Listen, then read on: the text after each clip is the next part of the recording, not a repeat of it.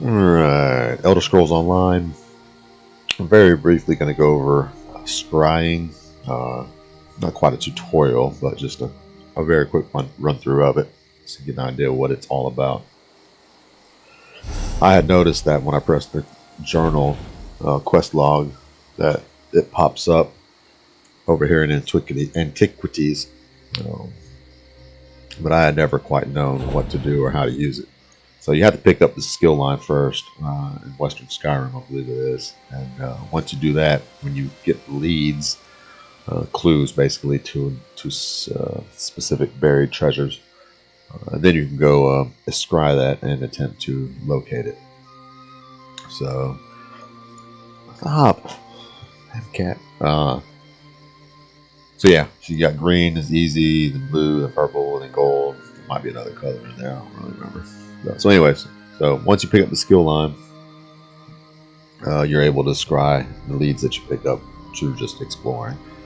So we're going to go ahead and do this skill etched slither pipe. It's intermediate difficulty. I've already found one of them, so we're just kind of doing this again for the experience to level the scrying skill line, so I can get down here to do these harder ones and just kind of show how it's going on. So we'll hit the E button and scry it. It brings up this cool little game here. So we start down here at the bottom, and we have to select nodes, and the more like nodes, the better. And we're trying ultimately to get to each of these swirly blank ones here. Each one of these represents a potential dig site where the treasure could be at. So if we find just one, let's go this real quick. Alright, so look, we got one, but I'm going to intentionally nerf the rest and not waste. So it is my turns. It's slowly depleting every time I pick one. Alright, I'm just letting it do this on purpose. Okay, so out of 6, I only found 1, right? So now a whole bunch of possible dig sites are going to pop up all over the map. Now only one of these sites actually contains the actual treasure, but because I wasn't very proficient in my node finding, I wasn't able to rule out any more than one site. So that would be a pain in the ass, and nobody's ever going to do that. Fortunately, you have an unlimited number of attempts to scry, so you just open your journal back and we'll try it again. Alright, so this time, just for shits and giggles, I'm just going to show you again. I'm going to get 2 nodes. We're just going to pick this one, come over here and get that. So this node's good. So this is a big cluster here, so we'll go ahead and get that just to show you how the clusters work.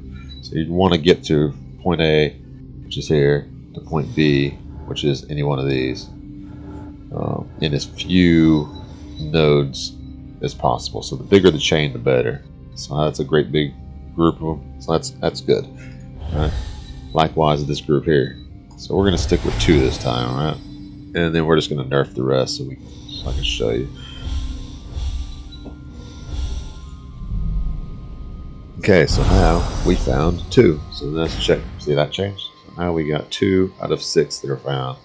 So it removes another false location, right? And you can just keep repeating this until you actually get all of them figured out. And the good news is, if you do worse than you did before, it will preserve your best performance. So we're gonna go here. We're gonna get 1, and we're just gonna stay at 1 and nerf the rest. Alright, so now it's going to say you failed to scry better than your last best attempt. So it stays with your last best attempt. So no worries there. Alright.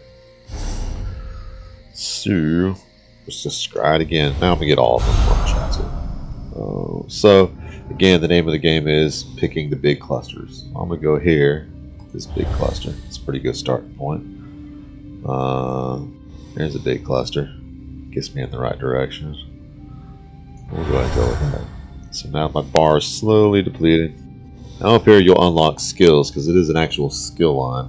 I don't know what these other 2 are yet, but I got one of them, which is called Coalesce. So it unites a hexagonal cluster of facets in the Antiquarian's eye. converting the symbols to match that of the center facet.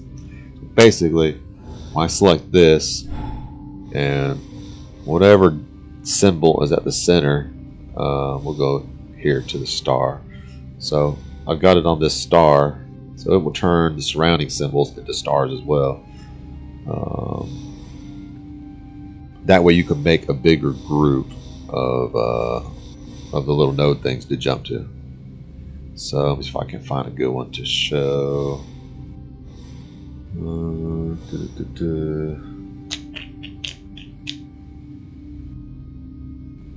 Alright, we'll go ahead and make this the little dot things. So since the center right here is the little dot symbols, see, it's going to change this, that one, that one, that one, that one, all to the little dots as well.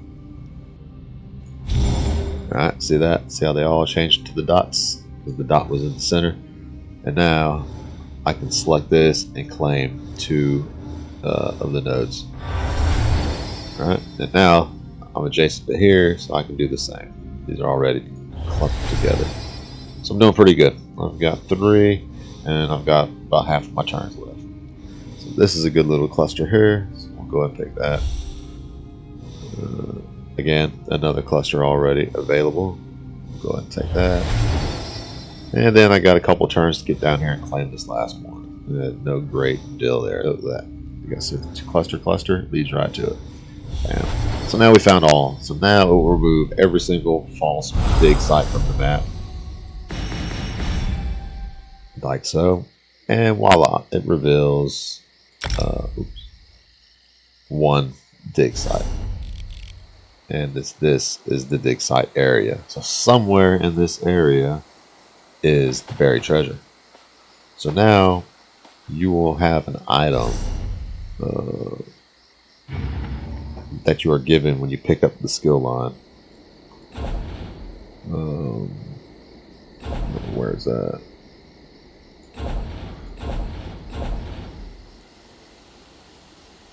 Where's the treasure at?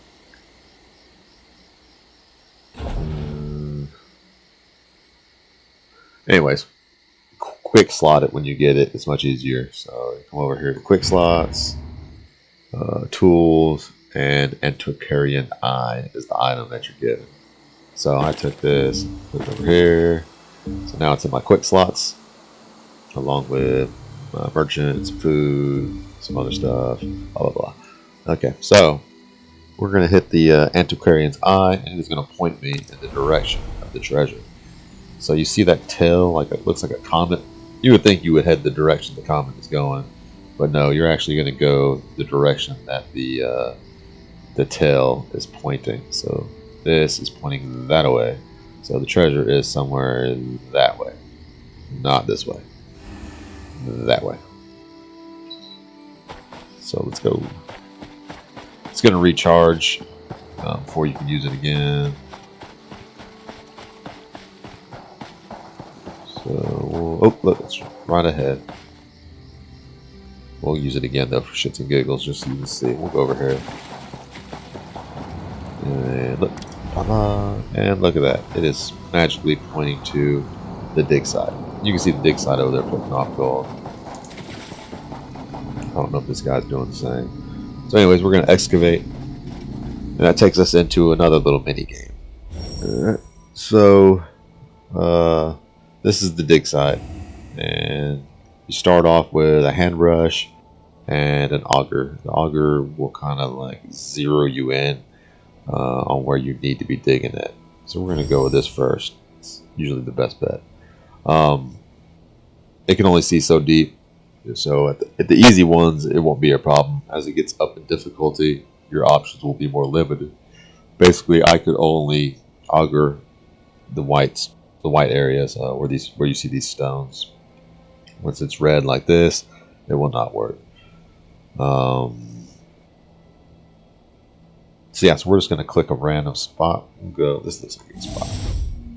Okay, so that's a red square, so that means there is no treasure near that area. Not the treasure that I'm looking for. So it's basically like playing a one-man game of Battleship. We're just going to keep selecting random. Okay, yellow. We're getting warmer. Red, like I said, you would think that means warm, but it doesn't. It means you're not even close. Stop, I guess. Yellow is good. Orange is good. Green is a direct hit on buried treasure. Uh-oh, so yellow is good. So we're getting closer. Yellow still. Yellow still.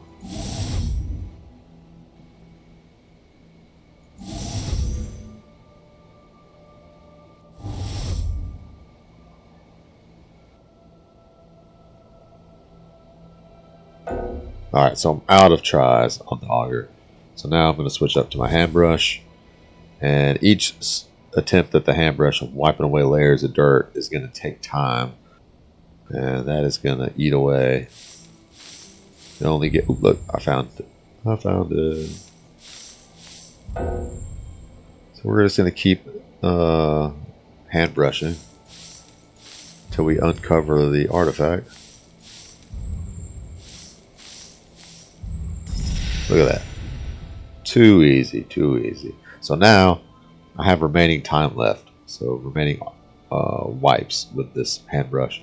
So also buried in here is not only the specific treasure that you're looking for, but bonus treasure. So really just a matter of how lucky you feel, how lucky you are, and if you can dig up some extra treasure. So I just click around randomly. Oh, look at that. Bonus item uncovered. So now I'll get this item, and both are worth money, and I can sell them and get rich. And I still got turns, so go ahead and use them all up.